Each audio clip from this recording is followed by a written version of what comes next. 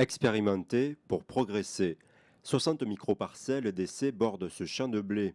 Sophie Nicolardo est salariée du GEDA.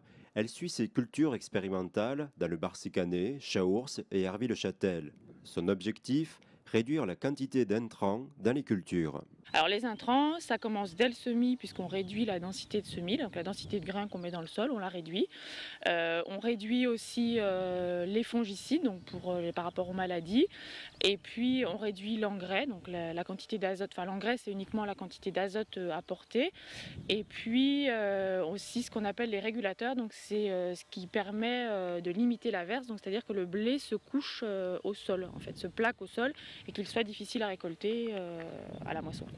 Nicolas Locher dirige son exploitation agricole depuis 9 ans. Chaque année, il prête une partie de son champ pour ses expérimentations. Un prêt en toute confiance, même s'il faut patienter parfois 4 à 6 ans pour obtenir des résultats.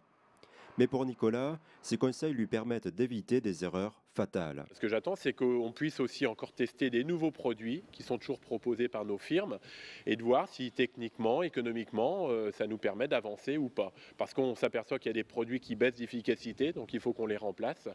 Mais aussi voir si ces nouveaux produits, les firmes disent toujours que les produits, c'est formidable, hein, qu'il n'y a que ça qui compte. Et puis quand on les expérimente sur nos parcelles, on s'aperçoit que ça marche pas, quoi. On a à prendre en compte l'écologie, l'économie, la technique.